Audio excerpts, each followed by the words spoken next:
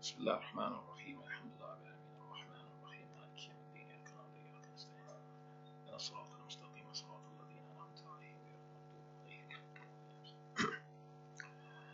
بسم الله الرحمن الرحيم والحمد لله رب العالمين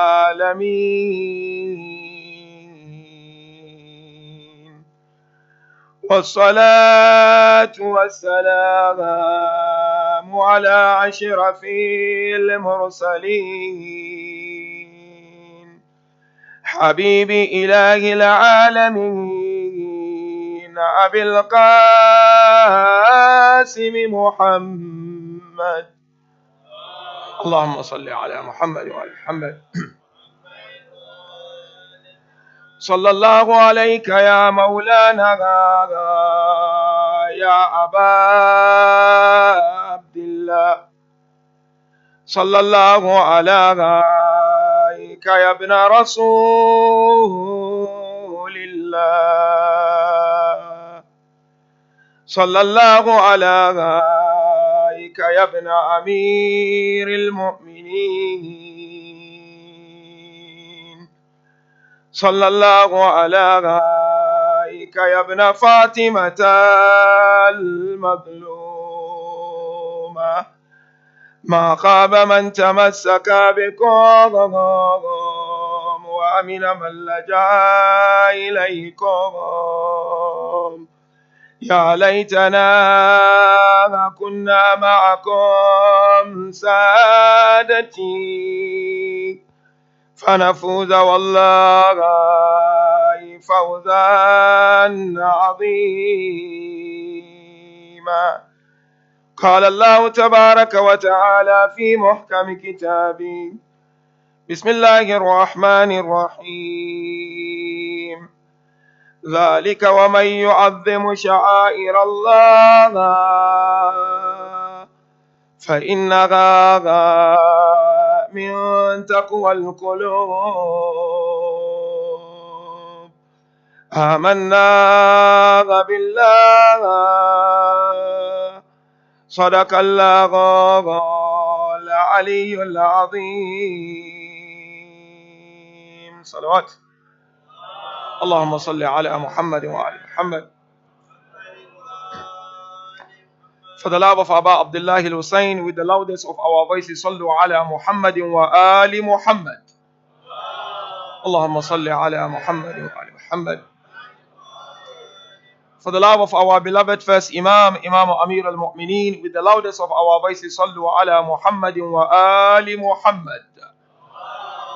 اللهم صل على محمد وآل. And for the love of our beloved 12th Imam, the awaited Savior, Sahib al-Asr wa Zaman, صلوا على محمد وآل محمد. اللهم صل على محمد. Assalamu alaikum jami'an wa rahmatullahi ta'ala wa barakatuhu. Once again, we thank Allah subhanahu wa ta'ala, mu'mineen and mu'minat, for gracing us with tonight, with this moment, another night in this holy month of Muharram, to continue to acquire the understanding of our faith, and most especially the understanding of our school of thought, through those values and teachings established by our beloved Master and Savior, Abba Abdullah al-Husayn, salawatullahi wa salamuhu alayhi. Allahumma salli ala Muhammad wa ala Muhammad. If mu'mineen and mu'minat will recall very well, last night we looked at a very important topic that has to do with the concept of grief and happiness within Quran. And then we went ahead to look at purposeful grief and emotional grief. And we outlined some factors based on the teachings of Quran that if I and you are able to put them into perspective, our grief or lamentation or commemoration in these holy months will be regarded as purposeful.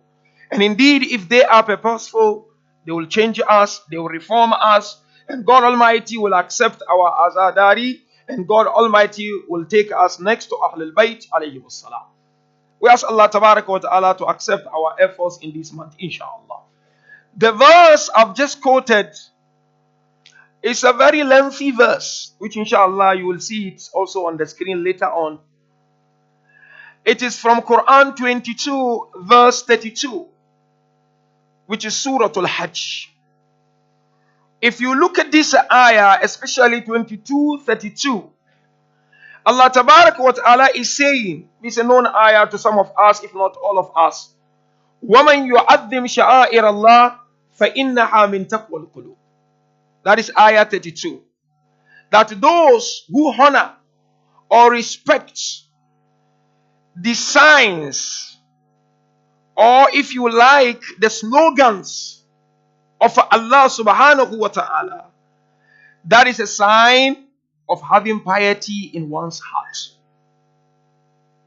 Now, departing from this ayah of glorious Quran, our topic of tonight, inshallah, mu'mineen, will be Imam Husayn alayhi salam in the media and beyond the four walls of our centers. And our examination of tonight will be of the following three stages. The first stage, we will look at the essence of the signs or the symbols of Allah, which Quran refers to as Sha'airullah. So when Allah says Sha'airullah, simple English translation, symbols of Allah, or signs of Allah, if you like, mottos of Allah, or slogans of Allah. What does it mean when Quran talks about this? So that will be my first stage of the examination. We need to dissect it to understand what is the symbol of Allah. Is our azadari part and parcel of the symbol of Allah? Is wearing black part and parcel of symbols of Allah? Is ma'tam part and parcel of symbol of Allah? Because Allah is telling us in Quran, وَمَنْ يُعَظِّمْ شَعَائِرَ اللَّهِ فَإِنَّهَا مِنْ تَقْوَى الْقُلُوبِ.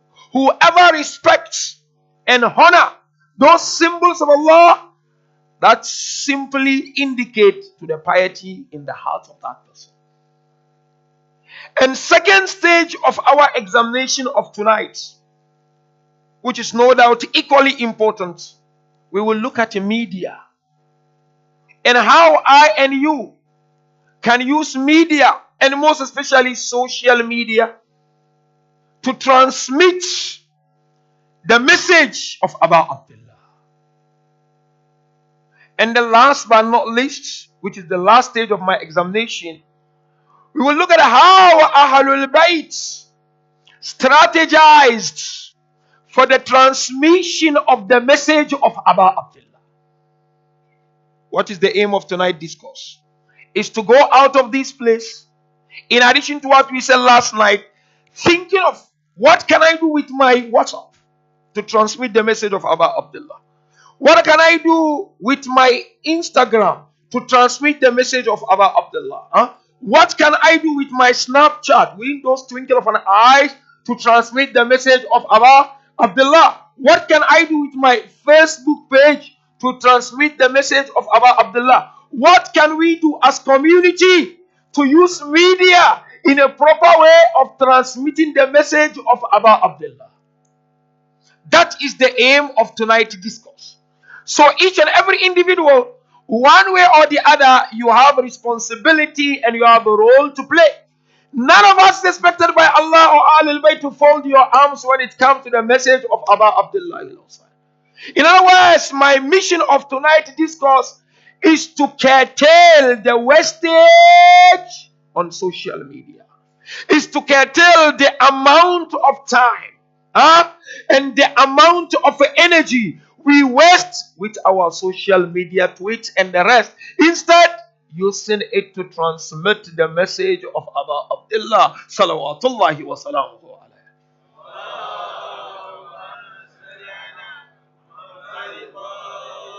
And the last aim of tonight's discourse is what, which I want you to go out thinking about it, is to understand the power of media. And to ask yourself as a Shia, As a lover of Ahlul Bayt, what media do we have? Ahlul Bayt TV, Safir TV, Hidayah, Ahlul Bayt. What we can do to support them, to make it powerful, to transmit the message of Ahlul Bayt, because I believe today the world is shortage of the message of Ahlul Bayt. The world is thirsty of the message of liberation of Muhammad and Ali Muhammad. The world needs that. So that is my aim of tonight's discourse. When you go out, think, initiate dialogue. I always mention member is just to provide guiding principles. Member is to stimulate you. Member is to bring some sort of thought-provoking topics so that when you go out, you keep on with the dialogue. Come up with different ideas. Come up with different thoughts on how to make good use of those guiding principles I and you receive from member to spread the message of Ahlul Bayt. Because it's a challenge. Our beloved Imam taught us this beautiful tradition, and I want all of us, my father sitting there, brothers, young mothers, listen to this riwayah humbly, I request from you. You may know this riwayah, but let it ring. Let it become your anthem, especially in Muharram and Safar, where Ahlul Bayt mention, if wallah, people will get to know the beauty of our message, they will follow us. You have the message with you. Are you going to keep it with you? Or are you going to share with your neighbor? Understand, the point of sharing is not to make anyone Shia. That is in the hand of Allah. The point of it is to say, I've got some humanitarian message. Why should I keep it with me and not share with my neighbors? So now come with me, let's walk through this discourse.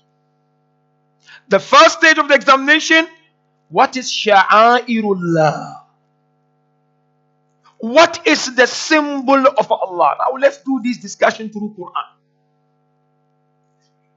Because Allah is telling us, if you respect my sha'air, that shows that you are muttaqi. That shows that you've got taqwa. That shows that you have that level of consciousness which is required by every individual. Now question, what is this symbol of Allah? So I need to know, so that I respect it, for me to be regarded by Allah as a pious person. There are two opinions, and I request you humbly, look at these two opinions. You can do your own homework after this. One opinion of the meaning of Sha'airullah, symbols of Allah, is for the majority of Muslims, our beloved Sunni brothers and sisters, which you can find in Tafsir Fakhruddin Razi, Tafsirul Kabir. It's not exclusive to that tafsir, but that's where I read it.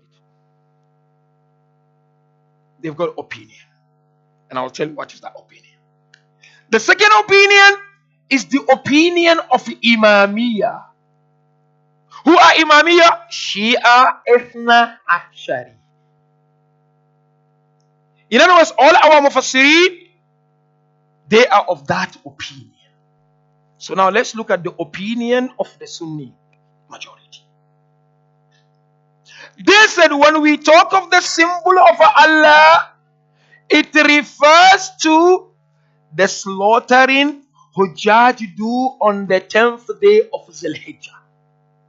Understand, I want you really to understand this. So that's the meaning of Sha'airullah. Yani when you go for Hajj, you go to Arafah, isn't it? And then from Arafah you come to Muzdalifah, isn't it? And from Muzdalifah you come to Mina. You arrive Mina on the 10th of Zul-Hijjah. On the 10th of the day of Mina, what do? The first thing is to go and pelt 7 pebbles, isn't it? When you come back, you're still in a state of ihram. What do? You wait for your kurbani to be done. After kurbani, you remove the musibah on your hair, and then you get out of the state of ihram. Now they said that kurbani or hadiyah, if you like, or hadi on the 10th day of Zul-Hijjah, it refers to symbols of Allah in this ayah. Imamiyah said no. Imamiyah said the symbols of Allah refers to any action which is regarded as the manifestation of the remembrance of Allah. Yani, every place where Allah is being mentioned or any action where the name of Allah is being mentioned, according to Imamiyah, it refers to a symbol of Allah. Now question. Faruddin Razi, what are your proofs? Imamiyah, what are your proofs? I want you to understand this. Then you will appreciate coming for Majlis. Then you will know you are not doing favor to anyone, but you are doing favor to yourself. Majlis, nobody does any favor to anyone. That's the main reason. We need to understand what are the symbols of Allah. You're doing favor to your own self. Because on the day of Qiyamah, when you meet Bibi Fatima, you would chew your finger to say, had I known, I would have attended all those majalis where there is the dhikr of Ahlul Bayt. But as they said, had I know, it's always at last. We will all regret, but we don't want to regret much. So let's go to the proofs of our Sunni brothers and sisters. Why are you telling me Sha'airullah, symbols of Allah in this ayah, referring to Zabiha? That is where I take you to the ayah. Quran 22, verse 30, 31, 32. If you look at the ayah, I will not read through, but I just want you to look at it. It will be good. They said all these verses are talking about Hajj. So from 31 or 30, Allah begins by saying, وَأَذِّنْ فِي النَّاسِ بِالْحَجِّ يَأْتُوكَ رِجَالًا وَعَلَى كُلِّ ضَامِرٍ يَأْتِينَ مِنْ كُلِّ فَجٍّ عَمِيقٍ لِيَشْهَدُوا مَنَافِعَ لَهُمْ. The ayah keeps talking about Hajj up until 32, where it says, وَمَنْ يُعَظِّمْ شَعَائِرَ اللَّهِ فَإِنَّهَا مِنْ تَقْوَى الْقُلُوبِ. They said our proof is contextual meaning. They said contextual meaning is a proof. Because the context within which this ayah appeared is talking about Hajj. Hence we are saying the symbols of Allah refers to the Zabiha which you do on the 10th day of the Hajj. Imamiyah said no. Imamiyah said contextual meaning is a proof on condition that, listen very carefully, all those verses were revealed at the same time. If you look at the ayah, this is 32. So there is 31 and there is 30. Or if you look at the 30, ذَلِكَ وَمَنْ يُعَظِّمُ حُرُمَاتِ اللَّهِ فَهُوَ خَيْرٌ. It's all talk about Hajj. Until the last one, go to the last one, 31. That 31 is a 32 rather, is all talking about Hajj. ذَلِكَ وَمَنْ يُعَظِّمْ شَعَائِرَ اللَّهِ. Look at it. فَإِنَّهَا مِنْ تَقْوَى. That is, and whosoever respect the rights of Allah. So yeah, it's a symbol of Allah. Then verily it is from piety of the heart. But Imamiyah said no. When you look at these ayat, they were all revealed at different times. And if verses are revealed at different times, they cannot be said to be proofs. It's like now I'm talking to you. I say something now, then I go down, I sit. After 30 minutes, I come back, I say something else. Then I go down, after 30 minutes, I come back, I say something else. It cannot be said as a proof. It has to be revealed at the same time. Another example, which is a typical example, is Surah Al-Ma'idah. Quran 5, verse 3. This ayah, we all know this ayah. This ayah is the ayah of Gadir, isn't it? But if you look at the ayah, verse 3, it's a very long ayah. Allah begins by saying, Hurrimat alaykumul mita. Carcasses are made forbidden for you.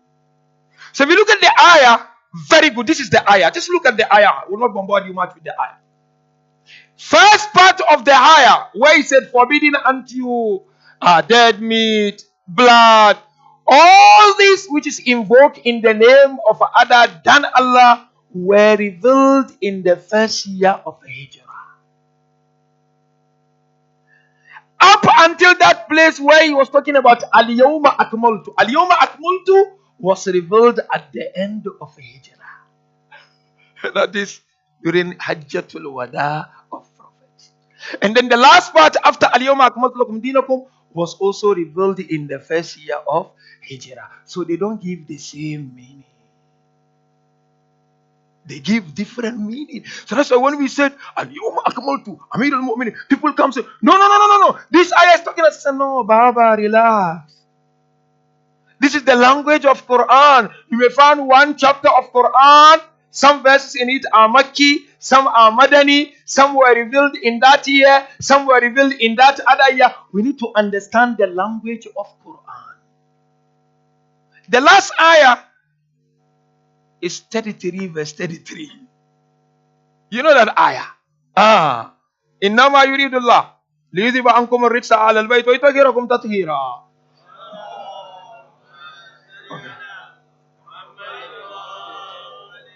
This 33. If you look at 33, 31, and then 32, and then it comes to the 3. The verses were not revealed at the same time. They were revealed at different times altogether.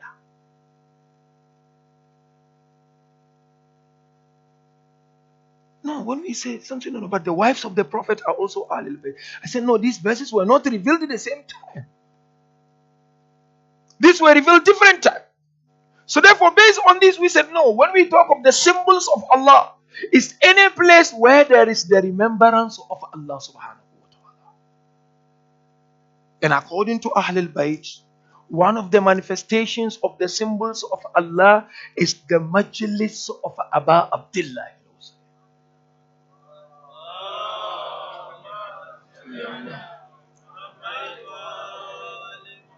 This majlis of Aba Abdullah is a symbol of Allah.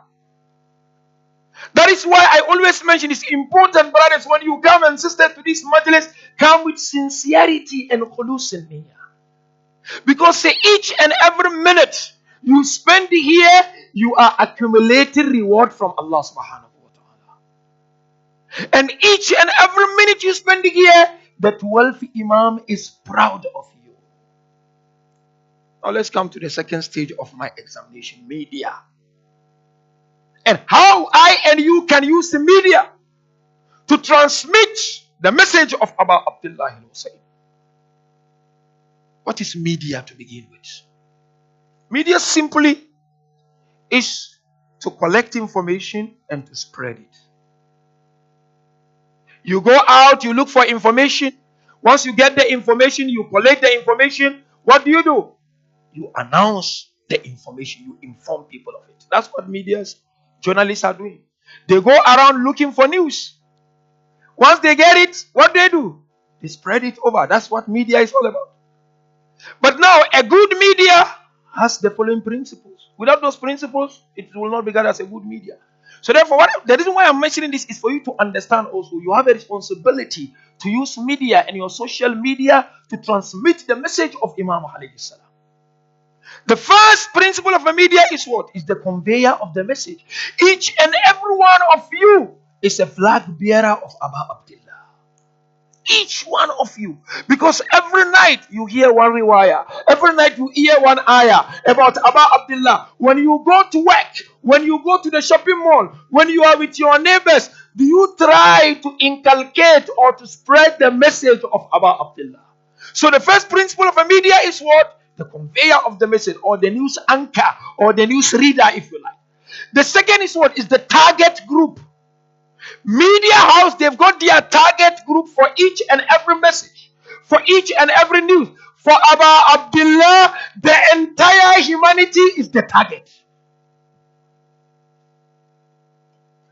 Message of Aba Abdullah, each and every insan, each and every world is the target for the message of Aba Abdullah. Because today, people are suffocated because of livelihood. Who else to liberate them from the shackles of this trauma that we are going through in our life except the message of liberation of Abba Abdullah? So, media, we need a target. So I'm telling you, brothers, my fathers, my mothers, I beg you. Our target for the message of Abba Abdullah is the entire world. Don't think the world knows. Still, we have a lot of work to do. You leave the world. Your neighborhood here in Leicester. How much have you done? For how many years we've been having majalis? For how many years we've been having procession? These processions are crucial. If they are not more important than the majalis, they are so important and powerful. We need to do more to spread the message of Ahlul Bayt. We need to have workshops. We need to have a seminars. Call Christians, call Hindus, let them speak about Husayn. Call your scholars. Let's all sit together around the table and propagate the message of Abba Abdullah. Each and every human being deserves to know something about Abba Abdullah. So target. Media house, they've got their target for every news. 3. Wasila, means of transmission. It can be television, it could be radio, it could be cell phone, it could be member, it could be anything. You all have your phones here. Each one of us, one way or the other, you are in some WhatsApp group. What are you doing about Imam Husayn? Each day, dedicate a time, a minute, to send one beautiful humanitarian message from the teachings of Abba Abdullah in your WhatsApp group. Youngsters, you go to school, universities. Friends, be them Muslims or non-Muslims, share one message of Abba Abdullah. Means of transmission is crucial. We all have the means. How many hours we waste on social media? Today, how many haram we are committing on social media? A person wake up in the morning, Lord, I'm feeling depressed.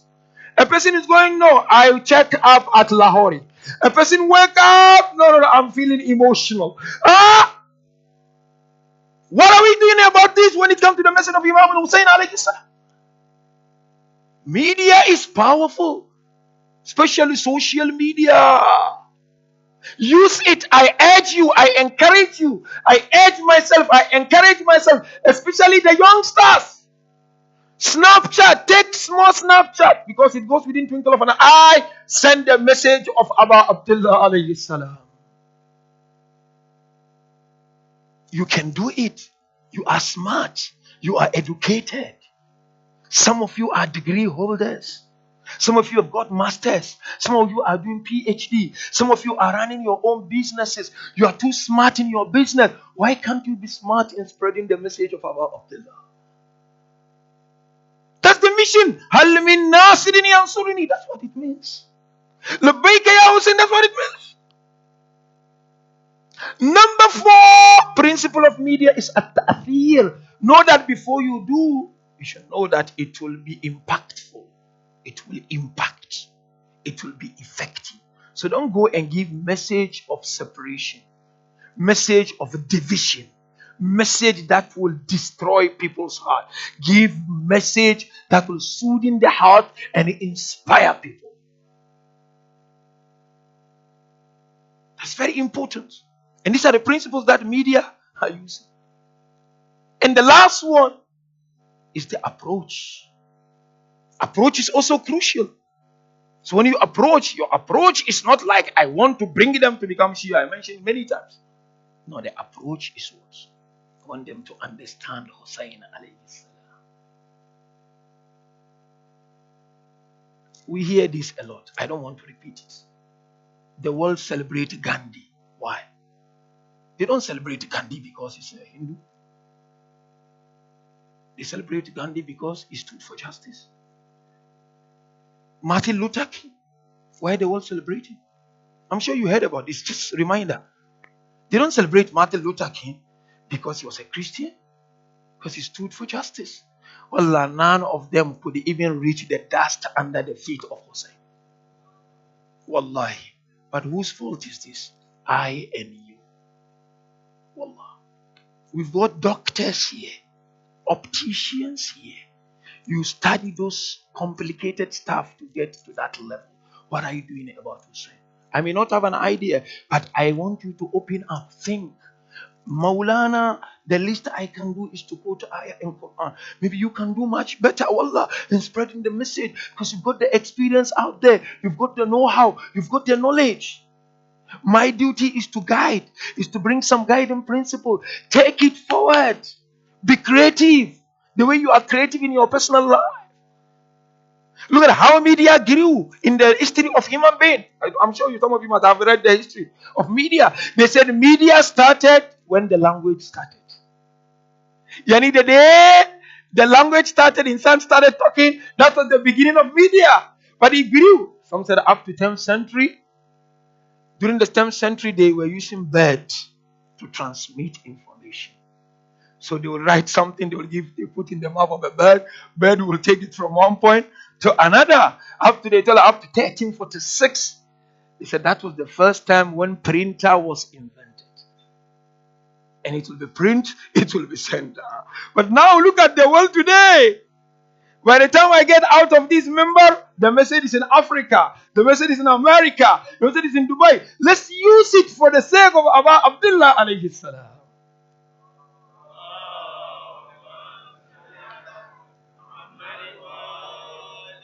So I leave the challenge with you, my brothers and sisters. Wallahi, we should not be just a talking point. I beg you. We can do it. It should not be just a talking point on the member. No, one of those lectures. One of those Muharram. Let's be pragmatic and practical. Let's run away from these theories. Theories are nice. Good words. Soothing the heart. But if you don't transform it into practice or translate it, it's a waste. So I leave it with you. Our youth come up with something unique. Something magnificent. Make your Imam proud through social media. Lastly, how did Ahlul Bayt strategize to transmit the message? Why this last stage? Because to tell you that, look, whatever I'm telling you, we get that inspiration from Ahlul Bayt. They strategized. And tomorrow, inshallah, you will see, we'll talk about the stages of Azadari. Right from the time of Ahlul Bayt up until today. What transformation it took place. Just now, I just want us to understand that how Ahlul Bayt strategized for Azadari. And I want to stick to just 3 things only. 1, crying. 2, wearing black. 3, this majlis and matam. Question. Listen, please, carefully to this question. Crying, wearing blacks, attending majlis, matam. Are we doing it for doing sake? Or they are from Ahlul Bayt? Because some of the youngsters ask, well, I go to school, Sheikh, my friends ask me, why are we beating our chests? They ask. When they ask, no, they don't understand Azadari. That's not the answer. You need to answer them. We must answer them. Are we doing it haphazardly, or we have reasons for that? Say, no, they are not haphazard. We have reasons for that. And these are what Ahlul Bayt did. So Ahlul Bayt did it, and they taught us we have to take it to such a level in our day and age. This global village. Example, Sayyid. May Allah prolong his life. 2 nights ago, he quoted a riwayah where our beloved Imam mentioned, whoever remember our musibah and he cry for what befallen us, he will be of our status on the day of Qiyamah. This is powerful hadith. For just crying, you get the status of Ahlul Bayt. You know what Ahlul Bayt is trying to say? They are trying to tell you that tears is a means of transmitting information of Ahlul Bayt. Crying Jannah, not just Jannah, status of Ahlul Bayt. كان معنا في درجاتنا يوم القيامة. Oh, our status on the day of Qiyamah. No, because that tears is a message. It's a powerful tool to inform the world about Aba Abdullah. Otherwise, young and old will not be sitting and cry like that. So when Imam is telling us to cry for the musibah of Aba Abdullah, you will be given their status on the day of Qiyamah. Imam is saying, this is my first strategy for you to transmit the message of Aba Abdullah. So I said, young man, young lady, how do you transmit these tears out there on campus, at work? How do you explain to people? Now I leave it with you. Think about it. It's a challenge. Number 2, Imam Sadiq asked Fudayl ibn Yasar, Atajilusuna wa tatahaddasun? Allahu Akbar. He said, Fudayl ibn Yasar, do you perhaps sometimes sit and talk about us? Fudayl said, Bala, Yabna Rasulullah. Yes, we sit and we discuss about you. You know what Imam said? Inni uhibbu tilkal majalis. I am fond of those gatherings. You see this? That's what Imam is talking about. فَأَحْيُوا أَمْرَنَا فَرَحِمَ اللَّهُ مَنْ أَحْيَا أَمْرَنَا. Give life to our affairs. Because you sitting here, Banu Umayyah predicted something like that would not happen. دَعَبُوا أَلَّا يُكَالَ عَلِي إِلَّا وَخَالَفُوا. He said the policy of Banu Umayyah is that whatever was mentioned, Ali said they will tell people go against it. To such extent, even wearing ring, Banu Umayyah made people to wear it on the left. Read the riwayah. Because the riwayah said, Ali said you should wear on the right because I heard from Rasulullah. They said go against Ali. This majlis that you come every night is a slap on the cheek of Banu Umayyah. Wallah. Wallahi al-azim. You don't know your value in the eye of Fatima al-Zahra. Wallah. Banu Umayyah never wished. Never. You read the history. Read history to see the dirty game they played to stop people from attending the majalis. So therefore this majalis is a message, but it should not remain in the 4 walls of Husayniyah Islamic Center in Leicester. It has to go beyond this. Let's take Husayn out there. Husayn has to be a functioning school in our characters and behaviors. Albert strategize. Now beating the chest. Beating the chest. We have our brother Ammar Nash recited very well. Beating the chest to ease the pain. I'm calling Husayn. Beating the chest to ease the pain. This beating the chest is from Ahlul Bayt. Burki reported. He said when Abu Abdullah was killed, Imam Zain al-Abidin was going up and down trying to bring some food and water to the ladies. But he found the ladies, Sayyidah Zainab. They were crying and they were beating their head and their chest. Ahlul Bayt strategized for us, but it doesn't stay there. Now the question I ask for all of you, including myself. When labor federations of the world, I've taken much of your time, but give me next 5 minutes will be done. Labor federations of the world, when they demonstrate in London, in Leicester here, in Birmingham, in New York, during demonstrations, whatever kind, maybe people want increment in their salary. You see funny characters. Some paint their faces. Some go half naked, excuse my words. Some crawl. Some wear funny dresses. Some are holding placards. What do all this mean? Message they want to pass on. But why is it that when we beat our chest, people ask, is it logical? But somebody painting his face is logical. Can you see? I don't know whether you follow me. You understand where I'm coming from? Barabar. You see every labor demonstration in the world. Some will wear funny, live labor, but when people are seeking their rights of whatever kind, people come in different forms. But nobody asks, why is this? But when we beat our chests, people ask, no, this is not logical. I said, Baba, it depends on the level of wilaya. There is no force.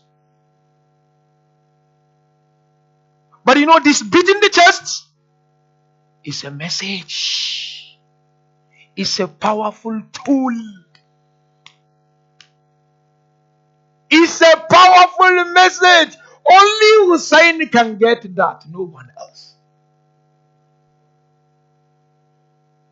But you take it out there, inform them. This is a means of transmitting message. It's a means.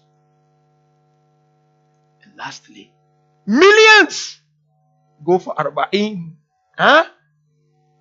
Message.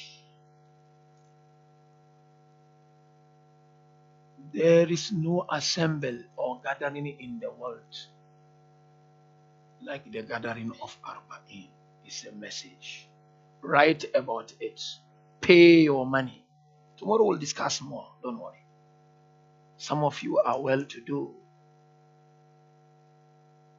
Go and take slots on Sky and spread the message of Abba Abdullah. While we stingy when it comes to Husayn. Take a prime newspaper in the country. Write something. You write it. Let people edit for you from your own perspective. Without even quoting Quran and Hadith, no problem. Share. But you know, lastly, what Abba Abdullah did? Abdullah said, you know what? Woman is powerful. I will use the voice of woman to advocate for my message. Zainab alayha salam. That is why Imam Jafar said in the Wasiyah of Imam al-Baqir. Imam al-Baqir wrote to Imam Jafar, Ya, oh my beloved son, when Hujjaj go for Hajj in Mina, get some 10 women. Let them sit in one corner. Let them remember the Masa'ib of Husayn. Powerful message. Today, how many women Muliani we have? Less. Women scholars we don't have. They are few. And the few we have, they are undermined. We need young women speakers like the way we have young men speakers. We need to encourage our daughters to represent Zainab because they can be powerful means of transmitting the message of Abba Abdullah al-Husayn. Rabbi Abdullah said, Sha'Allahu an yarani katila wa yaran nisa'i sabaya. But is it Allah's wish that I will be seen being slain and my daughters and women will be sabaya, captives and prisoners?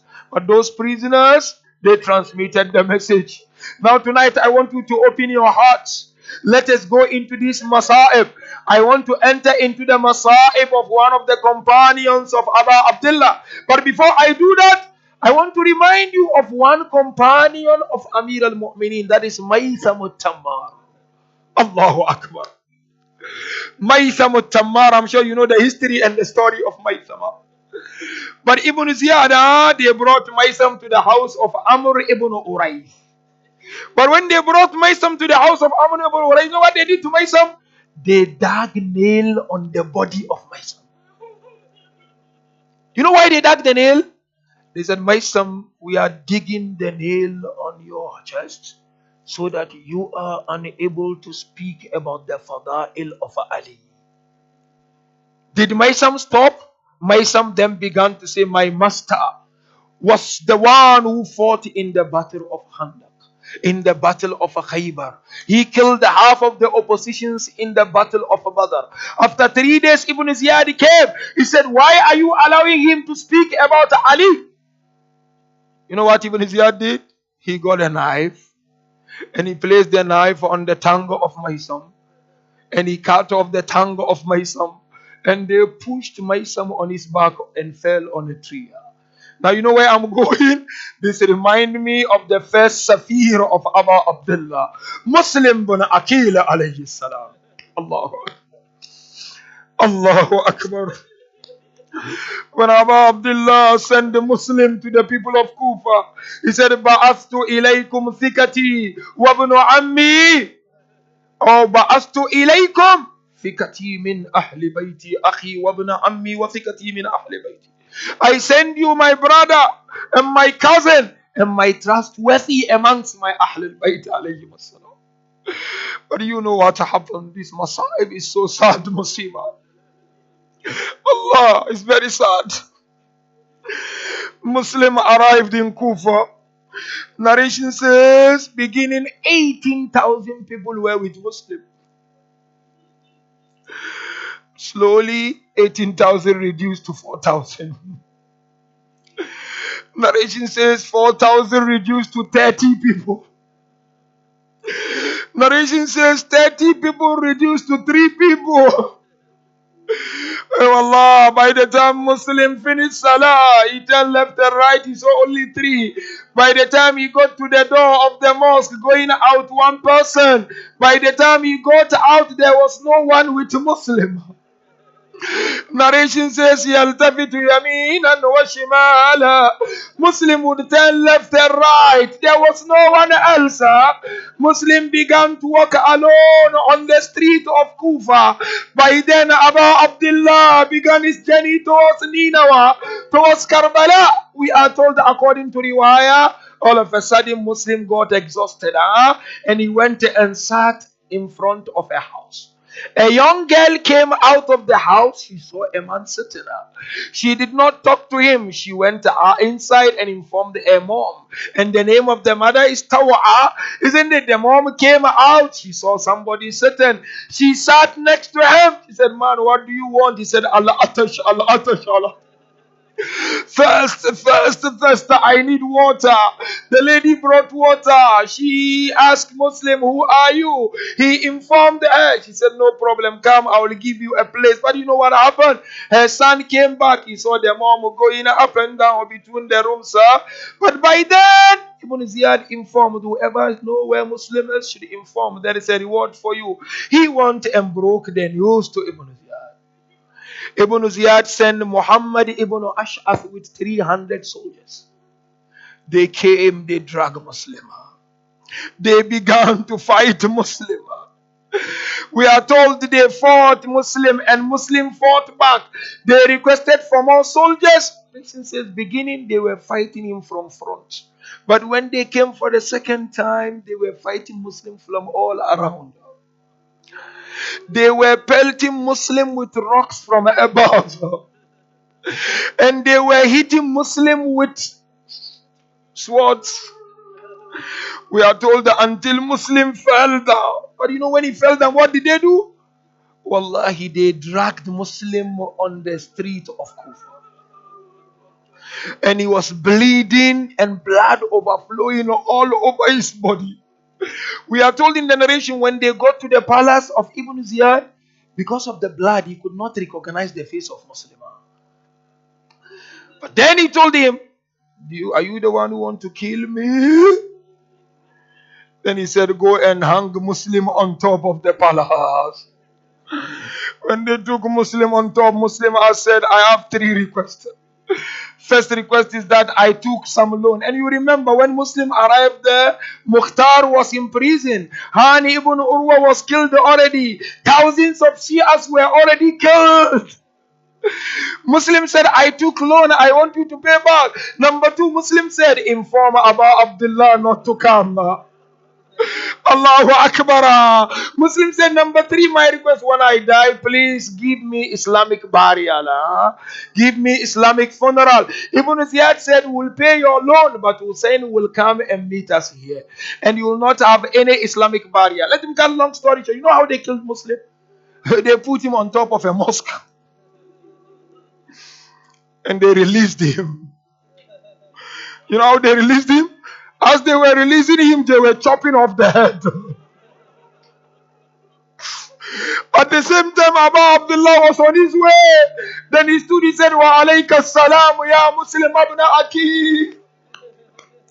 By then, Abu Abdullah called Hamida, the daughter of Muslim. He began to pet on her shoulder. Then Abu Abdullah said, Oh Hamida, my sons are your brothers. My daughters are your sisters. Hamida said, Oh uncle, why are you petting on my shoulder? Is my father alive? Allahu Akbar. Then Abu Abdullah said, Alayki bis sabri ya Hamida. Be patient, oh Hamida, you are orphaned. Allah. Well, let me leave you with this line. I'm sorry I've taken much of your time tonight. Sakina then approached Hamida while she was standing next to Abu Abdullah. Bibi Sakina. Bibi Sakina said, Oh father, is Hamida an orphan? Then Sakina hugged Hamida. She said, Hamida, I will look after you. Now Arbabul Makatil said, who will be there for Sakina? When Shimmer began to slap on the cheek of Sakina.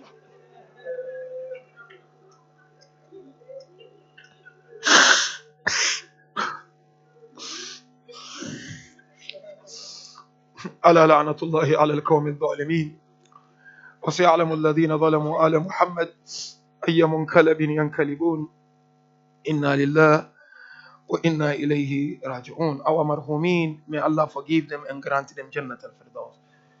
Ya Allah, fulfill our legitimate desires. Ya Allah, we ask you, inspire us to expose the world to the true message of Abu Abdullah Husayn. Ya Allah, we ask you, difficulties that each and every one of us face in his or her life, may Allah take care of those difficulties on our behalf, inshallah. We have our brother Hassan, his father is not feeling well. We ask Allah Tabarak wa Ta'ala. Tonight is Jumaira. May Allah Tabarak wa Ta'ala cure him with his cure, inshallah. All those who are not well, we ask Allah Tabarak wa Ta'ala to make it easier for them, inshallah. Ma'atam al-Husayn, Ya Husayn, Ya Husayn, Ya Husayn.